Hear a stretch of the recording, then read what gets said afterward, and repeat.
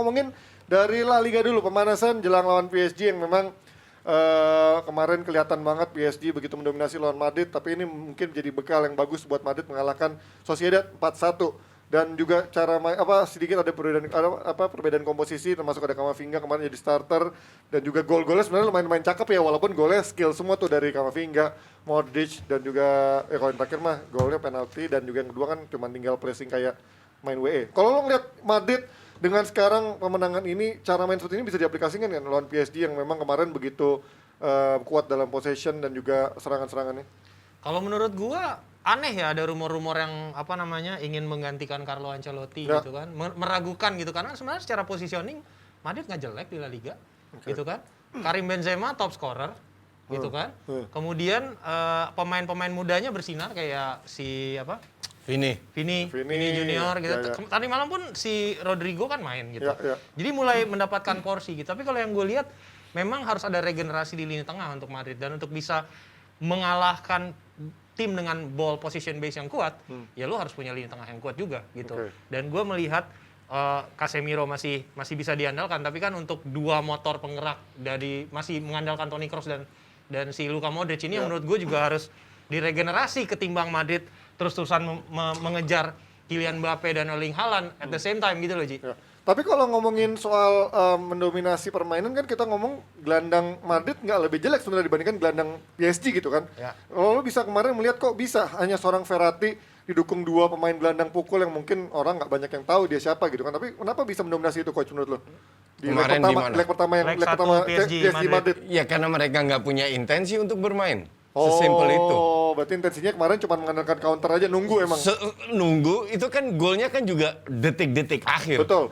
Jadi mereka merasa, tinggal 5 menit, tinggal 10 menit, ya kita tahan aja, kita hantam di Madrid. Intentionnya berarti yang salah dari awal Intention ya? salah. Ya itulah khas pelatih Itali kan. Emang bisa di pertemuan one off kayak gitu, terutama di babak gugur, ya khas pelatih Itali Ji, untuk memilih opsi seperti itu. Nanti di Madrid itu yang gue nggak tahu bener, gue kan ada grup isinya 4.000 orang. Itu ada yang bilang kalau Casemiro sama Kroos nggak main ya? Kenapa? Karena aku nggak tahu. Kalau Kroos emang nggak masuk di substitute pas lawan Sociedad kemarin gitu kan. Tapi kalau Kroos sama si Casemiro nggak main, wah berat itu. Berat banget. Berat banget. Tapi dengan komposisi kemarin Camavinga cukup main lumayan lawan Sociedad, ini cukup bisa nggak gantiin kan? Apalagi main muda gitu. Dia cetak 1 gol dengan shooting jarak jauh, which is gue bilang itu salah kipernya, harus bisa ditahan gol kayak gitu. Semua gol individu. Iya, individu 2 gol pertama. Terus itu kan. gue juga pernah nonton dia main yang amburadul, ngerti nggak? Jadi gue tidak pernah bilang dia jelek ya, cuman this guy ya definitely butuh waktu. Setuju, karena kan banyak banget ya pemain-pemain yang seperti ini yang sering ke Madrid terus nggak memenuhi ekspektasi dari potensinya. Contohnya Royston Drenthe, itu gue inget banget tuh. Royston Drenthe. Itu karirnya hancur. Karirnya hancur gara-gara Madrid. Gara-gara Madrid. Lu bayangin dia pindah di usia yang sangat muda, gitu kan, ke Madrid. 19 tahun. Dia tampil bagus di kompetisi Eropa kan waktu itu. Di Feyenoord. Iya. Dan banyak lo yang ngincar dia. Dia milih. Nih sorry, Casemiro akumulasi kartu, Kroos cedera, berarti emang udah nggak main ya. Iya, tapi kan ada David Alaba Ji yang pemain serba bisa. Iya, tetap aja berat. Berarti dia naik dong. Gue bilang nggak impossible ya. Kan intinya kan adalah gue berani yakin 1.000.000% berani taruhan sama Hanif atau sama lu. PSG akan bertahan. Ya, nunggu maksudnya nggak bertahan lah ya, counter. Oke. Dalam arti kalau mereka pegang bola, taruh 2-3 pemain doang. Incer counter. Mbappe, Messi ya, Neymar. Jadi kalau counternya tidak berhasil, diserang balik, masih ada 2 lini untuk tahan. Nah sekarang, yang harus membantu Modric itu kan si Camavinga atau whoever, Valverde atau siapa. Apakah bisa mereka bermain di bawah tekanan, di mana mereka harus cetak gol? Kan belum tentu. Vini Benzema aja nggak kelihatan. Di putaran pertama nggak kelihatan sama sekali. Padahal bisa dibilang pemain yang sudah berpengalaman, yang sudah biasa menghadapi tekanan. Nah PSG akan incer. PSG di Champions League ya, khusus Champions League, itu lebih bagus away daripada home. Karena mereka bermain reaction football, lawan Barcelona, lawan Munchen, lawan siapa, mereka lebih bagus away daripada home. Nah ini yang skenarionya untuk PSG di atas kertas sekali lagi. Gue nggak mau meremehkan Madrid sama sekali karena kemarin lawan Sociedad, Madrid membuktikan gue bisa main bagus loh. Walaupun lawannya Sociedad Ya, juga ya. walaupun lawannya Sociedad. Walaupun golnya kayak begitu. Ya, Ya. skill juga bukan. Tapi Set play. nanti mereka cuma butuh 1/8 peluang untuk bisa cetak gol. Oke. Messi, Neymar, Mbappe. Berarti Nah, itu yang repot. tapi kalau kemarin kita ngomong kan tadi mungkin faktor intention di leg pertama, tapi begitu mereka tahu mereka harus ya all out di tampil ini akan berbeda nggak berarti menurut tuh permainannya? Karena kan Iya, kemarin iya, mungkin pasti. dengan intention itu kan Pasti pasti berbeda. ya kan Ji. artinya Pasti Benzema berbeda. Vini kan juga mungkin Iya. nggak bisa se all out kemarin dengan Iya. intensitas itu kan? Cuman apakah ini pemain ini kan bapuknya Ancelotti juga. Selalu diturunkan kan? Iya. Kalau mereka fit selalu diturunkan. Nggak pernah eksperimen kayak Klopp, kayak Pep, ngerti nggak? Selalu diturunkan. Bahkan Tuchel pun sering merubah di lini tengah. Nah sekarang tandemnya nggak ada. Apakah iya? Kemarin kan Kroos doang nggak ada. Sekarang Casemiro plus Kroos nggak ada. Panjang. Ada Ceballos kan sebenarnya yang bisa mengisi peran Ceballos lagi. di playing playmaker. Ya, Sebenarnya kan tapi ini defense-nya pemain Ceballos di Arsenal aja nggak dipakai. Defense-nya kurang. ya tadi. di Arsenal kan emang ya gimana ya gitu. Ya, Ya, Odegaard juga di Arsenal. Nggak, tapi gini Coach, Odegaard di Madrid gini. juga nggak pakai. Coba lo ngelihatnya sebagai a bigger picture gitu kan. Misalnya dari 100 game yang dijalani oleh Ceballos, ada beberapa yang benar-benar emang sebenarnya dia main bagus, Coach. Betul. Iya, bisa memerankan peran di playmaker atau di Bisa. playing itu. Sekali-sekali bisa. Bisa gitu Tapi sebenarnya. konsistensinya memang belum Nah, ada kan. itu maksud gua harusnya ini dengan 2 gelandang Absen. sentral yang benar-benar absen.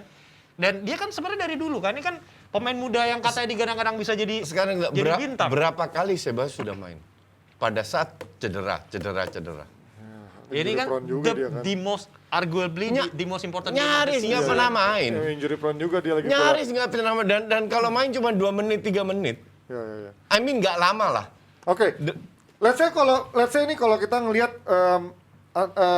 Madrid tersingkir gitu ya PSG di Rabu besok minggu depan ya. Minggu ini benar kan? Ya. Minggu depan MU kan. Ya. Minggu ini tersingkir. Menurut lo itu akan menjadi sebuah tanda pemecatan warning sign buat Ancelotti? Semoga Ancelotti nggak dipecat. Karena kan nama-nama Pochettino udah mulai di ini lagi kan. Ya makanya ke Madrid. semoga Ancelotti nggak dipecat. Kenapa coach? Ya gue akan membuktikan dengan omongan gue tentang Barca musim depan Bisa dengan kali Ancelotti. ya. Iya. Oke. Berarti itu Makanya Tapi kalau- semoga tahun ini nggak dipecat, tahun depan pasti Ya, dipecat. tapi kalau Mbappe sama Haaland datang ya walaupun Ancelotti Gue belum berani tentu taruhan juga. apartemen lu, rumah lu yang baru. Gak bakalan dua-dua datang. ya salah satunya sih, nggak mungkin dua-duanya. Exactly. 400 juta Pak, kalau bikin dua ya, 300 Ya kan, juta. masa- gitu. Satu iya. Ya, satu iya. Gue percaya satu. Bahkan 90% gue percaya Mbappe. Haaland Mbappe potong kuping gue berani taruhan. Udah kayak mau ini. Dikira emang klub besar Madrid doang apa? Ya, tapi Coach, yang narik pemain. sejarah pernah berkata lain. Alah, Mendatangkan Benzema, Ronaldo, sejarah Kaká itu di sejarah. satu jendela loh. Sejarah itu sejarah udah lewat. Barca juga bisa mendatangkan Messi, Neymar sama Siapa Suarez? Ya. Suarez. Tapi nggak satu jendela. Tapi mungkin kalau faktor faktor loan itu nggak mungkin ya. Nggak bakalan. Faktor Mbappe City kan itu free. ngincer loh. Ya, berarti kan Mbappe kan bukannya free ya? Free, Cuman Mbappe tinggal free. gaji doang. Iya, Artinya tinggal dia gaji, tinggal tapi gaji keluar. mahal banget Iya, sih. gaji gede banget sih Iya. emang ya. Sama Kan Haaland. City juga incer Haaland. Iya.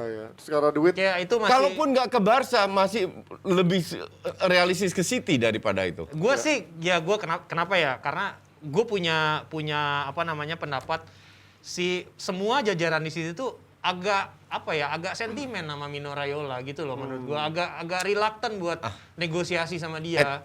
At the end of the day masalah duit. Masalah Mau Coach, namanya Mino, mau namanya Dino, mau namanya Pino, kagak ngaruh. Kalau semua fee-nya semua dapat. Bukan soal uang doang Coach, tapi statement-statementnya dia yang sering banget itu memang menyerang klub gitu loh. True, Comes with true. baggage gitu loh. That is true. Cuman ujung-ujungnya kan klub butuh dia juga. Ya. Oke, kita dari Madrid pindah dikit ke Barcelona yang kemarin gue baca Twitter coach ugly win tapi yang penting menang kan. Kalau kemarin melihat walaupun ugly win tapi sekarang dibutuhkan oleh Barcelona ya yang penting dia mendapatkan poin dan juga bisa ngerangsek ke papan atas kan. Barcelona tidak dalam posisi look seperti Madrid di mana mereka bisa kalah 1, 2, 3 kali. They cannot afford it. Yeah. They have to win every game. Yeah. Dan untuk menang itu butuh mental. Betul. Ya kan? Kita lihat klub-klub besar lah. Chelsea, Juve, City, Liverpool. Ya. Selalu Etihad menangnya 1 gol, 1 gol, walaupun 1 gol. tipis, tapi Ya kan? mentalnya dapet ya. Tapi mentalnya dapat. Itu yang Nah, penting. ini sekarang sudah dapat. Lu cetak dari berapa match terakhir lu cetak 4 gol terus, ngerti nggak? Kemarin cetak 2 gol. Harusnya 4 gol bisa kalau si Torres kampret itu nggak buang-buang peluang. Dia dapat 5 peluang loh. Iya. At least 2 gol dia bisa cetak, minimal banget. Iya, walaupun lumayan bisa ngegolin kan ujungnya. Ini gua Walaupun ngeliat- juga golnya cuman ya deflect Dan gitu golnya ya. gol lucu kan. Iya, iya, But gol-gol. anyway, di Gol-golnya luar terus. itu, ya mereka dengan mentalnya berusaha untuk fight terus sampai dapat gol kedua. Gue ngelihat Barcelona sekarang kayak ngelihat musim pertamanya Pep Guardiola di City, Ji. Dia mencoba mengimplement permainannya dia, tapi at the end of the day, limitasi terhadap pemain yang menghambatnya. Sehingga Iya. dia nggak bisa True. fulfill potensial dia di first season. Betul. Lu lihat, back sayap yang ada di City ketika musim pertama Pep Guardiola, itu Bakarisanya sama Gael Clichy. Iya, iya, gitu loh. Nggak bisa mengimplement permainan sama seperti Xavi di Barcelona. Iya. Dia punya idealisme untuk menerapkan gaya permainan tertentu, tapi ada limitasi dari materi pemain yang dia punya. Iya. Iya. Ini krusial banget. Ini jendela transfer musim depan. Tapi so far so good lah. So far, nah, dalam artian maksud gue gini, dalam artian Dengan tambahan sekarang iya, yang baru satu, bagus. bagaimana gue yang harus gue angkat topi adalah man management. Ya. Bagaimana dia bisa mengintegrasi kembali Ousmane Dembele, gitu kan? Ya, ya. Ketika dia nggak jadi pindah, udah dikeluar statement-statement kayak gitu dan bisa perform juga membantu tim gitu, Ji, dengan ya. kondisi seperti itu gitu kan. Itu kelihatan bahwasannya dia di respect di ruang ganti. Dan ini harus dibantu dengan pembelian yang pas. Ini kan yang hilang dari Barcelona 2-3 musim terakhir. Ancur-ancuran ngerekrut pemainnya, Kevin Prince Boateng, ya kan? Ini yang harus dirubah. Hopefully ini lebih dengan adanya si Juan Laporta lebih pinter dalam akuisisi pemain gitu. Nah, tapi kalau sekarang kita ngomongin dari sisi Koeman yang lagi berkuar-kuar, berarti kan coach udah sering bahas, ini cuma faktor politik. Lo setuju nggak soal kesempatan yang diberikan terlepas dia udah cukup lama dibandingkan sama Xavi ya? Xavi kan baru bentar tapi udah ada impact ya. Tapi bedanya adalah waktu itu Koeman pemain-pemainnya pada cedera, terus habis itu Messi cabut, terus juga nggak punya keleluasan buat belanja. Gak ada pemain baru Nah lah. iya, sekarang. menurut lo ini sebuah sesuatu yang fair nggak buat Koeman? Atau memang bener kata coach cuma faktor politik doang? Gue setuju sih. Walaupun Lebih kepada memang gini. Laporta katanya sempat bilang Xavi bukan pelatih dia gitu kan. Iya kan, karena Yang kan diusung kan dulu sama yang calonnya lain kan, yang musim Xavi kan. ya sama lah ibaratnya kalau PSSI ada yang mau calon jadi ketua tapi sekjennya nggak sepaket kan nggak Oh, masuk. iya, bener, paket gitu hemat dong. tuh. Itu loh, Iya, itu bener. adalah terminologi yang paling pas Oh, untuk iya. ini. Jadi dia nggak disukai oleh presiden. Bukan nggak disukai, itu bukan kandidat. Bukan Iya, kan, iya. maksudnya bukan pilihannya Pilihannya dia, iya, iya. Dan terjadilah statement-statement itu kan. Visi-misinya nggak sejalan. Ada banyak banget maksudnya sindiran-sindiran gitu Koci antara si Laporta sama si Koeman gitu kan di media. Terus juga man management ini beda ketika Xavi masuk ke ruang ganti, every single player adores him. Enggak. Ya, look up to him. Beda sama Koeman, mungkin bahasanya aja udah terlalu jauh, distant gitu kan. Oke. Nah, ini yang menjadi pembeda. Jadi ketidakuntungan lah untuk si Koeman dalam positioning seperti ini. Oke, kita nggak usah nanya coach lagi, tapi menurut lo setuju nggak sama dia? Tahun Setuju. depan akan meroket. Setuju. Tanpa Kalau Messi. di backup dengan plan Dengan transfer plan- yang baik, Musim panas ya? musim panas, maksud gua terutama di lini belakang gitu kan, terlepas dari dia udah ngambil Eric Garcia, udah ngambil A, B, C, D, E gitu kan. Tapi benar-benar menyeluruh dari artian lebih menjaga keseimbangan tim ketimbang rekrutmen 1 bintang, gaji gede Ya, di ya. depan, Kayak- itu nggak akan kayak bisa Madrid. fix. Iya, harus semuanya gitu. Oke, sekarang dari La Liga kita geser ke timnya coach yang satu lagi.